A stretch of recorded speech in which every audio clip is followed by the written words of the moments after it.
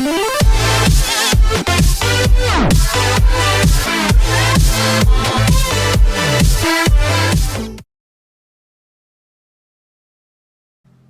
soal berikut ini.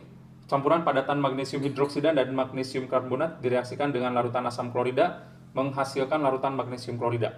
Diketahui 425 gram campuran yang mengandung 64% magnesium hidroksida dan sisanya adalah magnesium karbonat direaksikan dengan asam klorida. Pertanyaan pertamanya adalah tentukan reaksi yang terjadi. Ya, kita akan coba lihat karena di sini ada campuran ya. Campuran ada dua campuran ya, yaitu MgOH2 kali dan MgCO3 tentunya akan bereaksi masing-masing bereaksi dengan HCl ya. Jadi kita lihat yang pertama magnesium hidroksida MgOH2 kali ya. Oke. Di sini solid karena di situ padatan ya. Ditambahkan dengan larutan asam klorida. Kalau langsung saya setarakan ini 2HCl. Ya, 2HCl aqueous. Itu akan menjadi MgCl2. MgCl2 ini aqueous ditambah dengan 2H2O. 2H2O liquid ya. Itu reaksi pertamanya. Reaksi keduanya adalah magnesium karbonat ya, MgCO3 ini solid ya, ditambah juga dengan 2HCl. Kalau saya langsung setarakan ini akan menjadi aqueous. Ini menjadi MgCl2. MgCl2 ya, MgCl2. Nah, ini di sini biasanya ditambahnya ya, itu adalah H2CO3.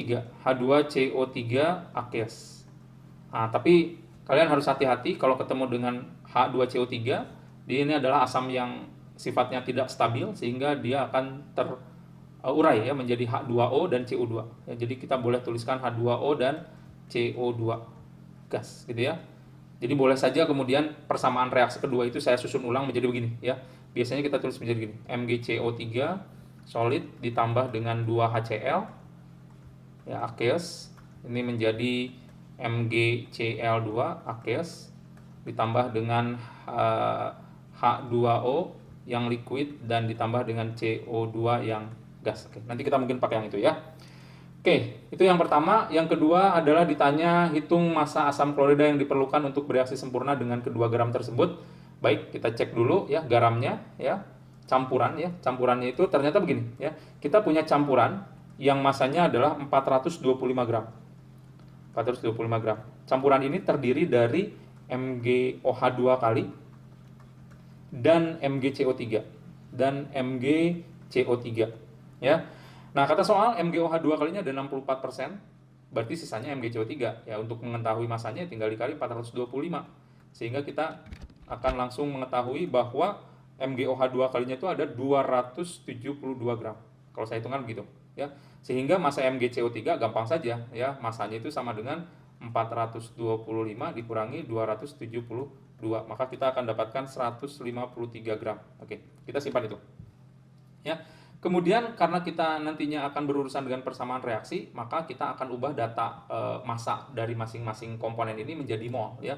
Jadi yang pertama kita akan hitungkan mol dari MgOH2 kali ya. MgOH2 kali ini sama dengan massa per massa molar ya. Massa per massa molar. Oke, massanya adalah 272 gram. Massa molarnya itu kalau saya hitungkan adalah 58 gram per mol. Maka kalau saya hitungkan adalah 4,6896 mol. Itu yang pertama. Yang kedua kita hitungkan juga untuk MgCO3 ya. Jadi mol dari MgCO3 ya. Sama rumusnya adalah massa per massa molar ya. Nah, ini tadi sisanya adalah 153 gram. Nah, massa molar dari MgCO3 adalah 84 gram per mol ya. Ini akan dapatkan 1,8214 mol. Oke. Nah, pertanyaan yang B itu adalah menentukan massa asam klorida yang diperlukan. Nah, berarti kita akan menggunakan dua persamaan reaksi ini ya. Oke, kita pakai persamaan reaksi pertama ya. Kita pakai persamaan reaksi pertama. Saya coba pindahkan ke sini dan kita pakai perbandingan koefisien ya. Kita tahu dari hitungan sebelumnya bahwa mol dari MgOH2 kali ini adalah 4,6896 mol, maka dengan perbandingan koefisien di sini saya akan dapatkan 9,3792 mol. Ya, Coba kalau kita perhatikan soal berikutnya adalah pertanyaan berikutnya massa total magnesium klorida. Sehingga ya saya sekalian aja lah kita hitungkan juga mol dari MgCl2-nya. Karena perbandingan koefisiennya 1:1, maka di sini dapatkan 4,6896 mol. Begitu ya. Oke. Kemudian kita gunakan juga persamaan reaksi yang kedua, yang ini, yang dengan MgCO3. Oke. Kita pindahkan ke bawah sini. Dan hitungan sebelumnya menunjukkan bahwa MgCO3-nya itu ada 1,8214 mol, sehingga HCl-nya kita akan punya sebanyak 3,6428 mol. Dan MgCl2-nya adalah 1,8214 mol. Nah, ya, berarti kita bisa totalkan untuk HCl totalnya ini tinggal dijumlahkan saja. Total untuk HCl itu adalah 13,022 mol. Sedangkan untuk MgCl2 totalnya adalah 6,511 mol. Nah, gitu ya. Nah, jadi kalau kita ingin menjawab yang B, itu kita diminta menentukan massa ya, massa HCl total gitu ya. Total berarti sama dengan mol dikali massa molarnya ya. Mol dikali dengan MR dari HCl ya. Berarti 13,022 mol tinggal dikalikan 36,5 gram per mol. Nah, ini kalau kita hitungkan maka akan dapatkan 475,303 gram. Nah, itu pertanyaan yang B ya. Pertanyaan yang C adalah menentukan massa total dari MgCl2. Ya gampang saja karena kita sudah punya hitungannya. Massa total MgCl2 yang diperoleh, totalnya ya, itu sama dengan rumusnya mol, tapi di sini kali massa molar ya, massa molar ya. Berarti di sini 6,511 mol. Massa molar dari MgCl2 itu adalah 95 gram per mol.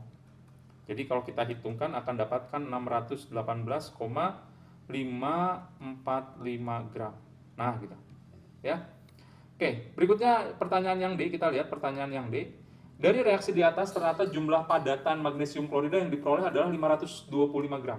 Jadi yang barusan kita hitung adalah massa MgCl2 secara teoritis yang seharusnya diperoleh. Ya. Jadi kalau saya kumpulkan dulu datanya, massa teoritis MgCl2-nya itu harusnya adalah 618,545 gram. Tetapi ada percobaan ternyata dapatkan MgCl2-nya itu hanya 525 gram. Maka kemudian kita diminta menentukan persen randemennya. Ya, itu sama dengan massa percobaan dibagi dengan massa teoritik dikali dengan 100%.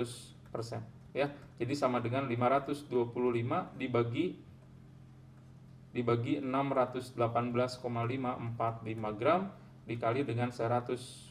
Kalau kita hitungkan nanti dapatnya adalah 84,87%.